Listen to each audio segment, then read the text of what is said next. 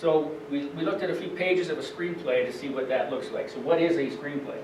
They said it's the blueprint for a film. On a feature project, your lighting department is looking at, and all they're looking at is how they're going to light it. They don't really care about how poignant the dialogue is. The lighting guys and the electricians on your film, they just want to know what lights to lug to this location and how to set them up. Everything's in there. It's got all the dialogue, all the narration, and the settings. So again, you can hand someone pages, and they have everything they need to know about how this film is going to take place. That said, there's still a vision to it that the director brings. And then there's the magic that the actors pull out of it, which I've always been impressed with, how an actor can just make a line of dialogue just pop. Remember the 3 C's. Keep everything clear, concise, and creative. So, like the slug line, we could say, interior, David's apartment, night. That's not bad, but you could say interior, David's loft, dusk. You're actually, same number of words, but you captured maybe a little bit more. Those loft makes you think, this must be probably hip, urban place, and dusk means, there's a mood. It's not just night. A screenplay does not include what a character is feeling. I mean, you can see that if he's anxious or mad or nervous, your actor will hopefully convey that, but you're not going to have in your screenplay, David drums the finger to the steering wheel. He's thinking about how that job interview should have gone differently yesterday. That has nothing to do with what we're watching.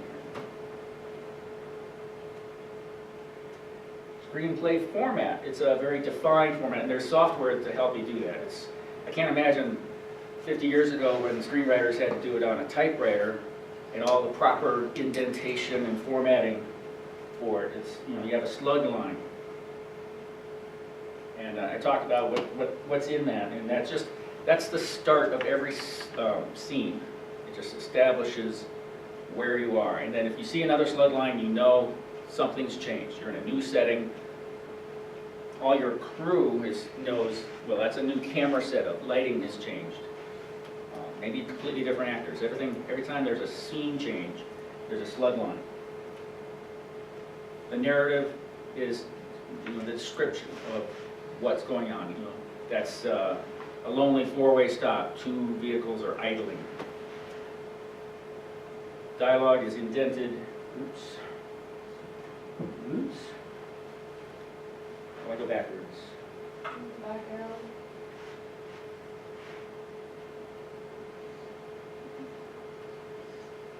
So, I thought I'd show you a page of another screenplay. Any questions? Can you go back one slide? I haven't finished copying that years ago. What's caps versus no caps? What significance is there? Oh, sure. The first time in your screenplay that you introduce a character, or there's an important object that you specifically want to be seen, you would have all caps. So David enters the room. So David, that first time, needs to be all caps. And typically you'd say David 26. Maybe a very crisp description. Baseball cap and a tattoo is how I describe it.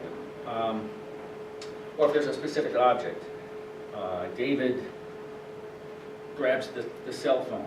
So cell phone, that way your prop master knows there needs to be the cell phone in the scene.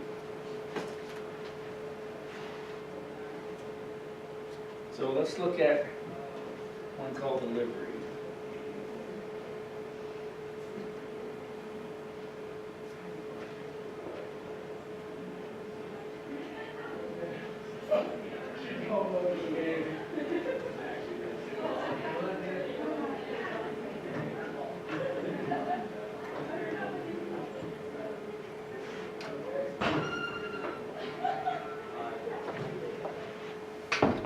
So, again, here's we have the title, slug line, exterior suburbia warning. Now, when I wrote this, I didn't know where we would shoot it, so I didn't say 671 Franklin Street, because I don't know where the director's going to shoot this. I just need to set it. I need to say enough to specify it, but leave it vague enough that it could be figured out later. The delivery van pulls to the curb in front of a modest suburban home. Headlights go on and off, on and off, on and off. Those are all caps. It means I have to have that shown for the story to work. There's a reason for that. The side of the van is a sign for one call delivery. The driver turns off the van, sets the parking brake, then releases it and repeats. So here's the first time we see Brian's name. Brian, all caps, 35, glasses. Carries a package and clipboard. He closes the door 3 times. Crisp creases on Brian's navy blue delivery uniform. Again, all caps.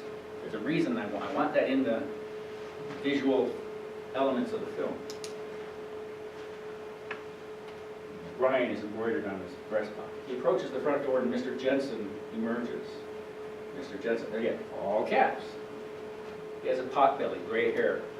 I don't need to say too much more about him, but I think, and a flannel shirt.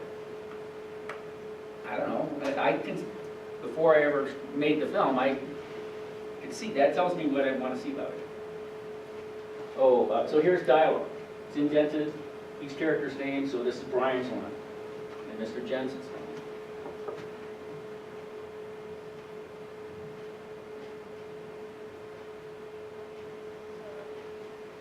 Brian checks his checklist script. Part of it says step 1, knock or ring bell. So, we watched a couple minutes of this one. All right.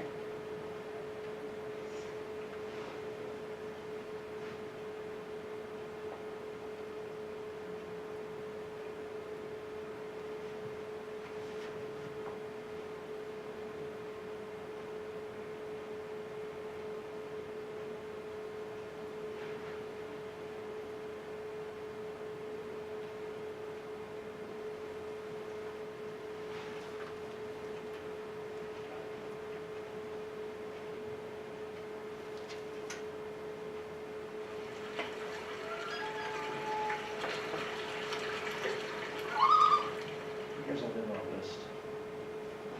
Here's on a list.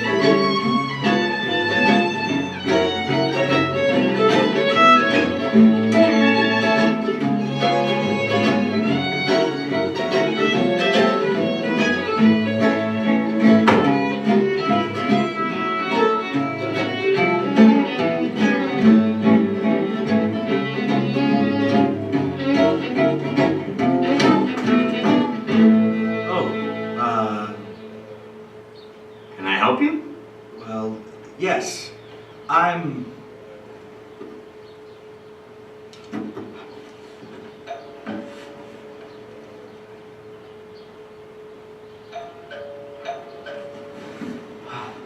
Hello. I am from One Call Delivery. I have a package for...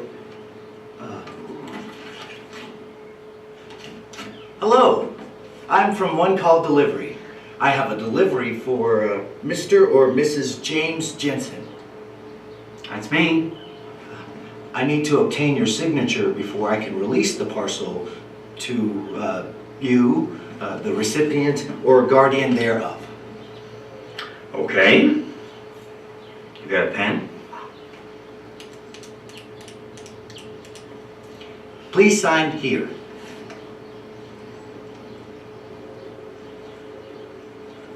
Oh no. there a problem? Well, you're supposed to keep your signature in the little box here.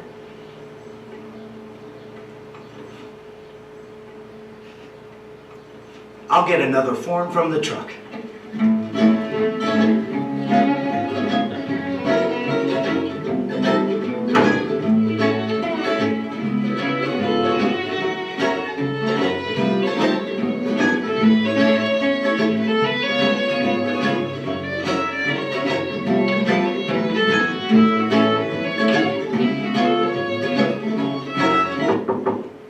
It's gonna take long. I got a doctor's appointment. I just need to fill out a new form. Yeah, look, I really gotta go.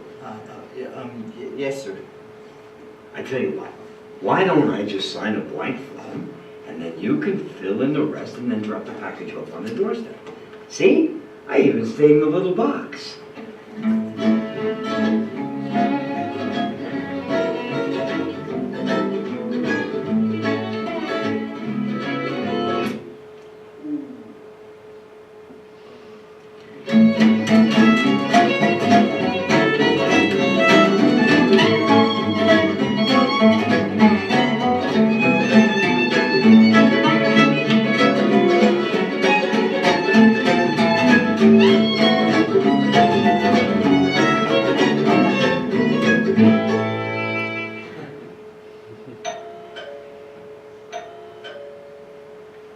All right, so, again, pretty incredible how it matches the page.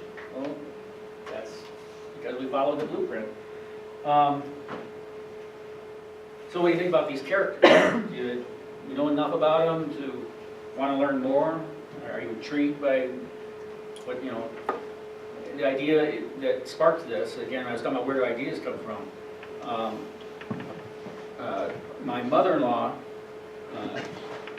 would come and stay for a few weeks every summer, and she had a little touch of OCD, and so I was swept into her world of things having to be a certain way. And I thought, what would it be like if, just out of the blue, someone enters your world and pulls you into their rituals of OCD? And that's what this is really all about, is Brian is trying to deliver this package, and it has to go just right, otherwise he's not going to let go of that package. So he comes to the old man's door every day for 11 days in a row. And at first the old guy is amused, then he's irritated, and then well, then one day he doesn't show up. So it's a twist. We'll find a way somehow for you guys to see the whole film. That's a little longer, it's a 12-minute movie.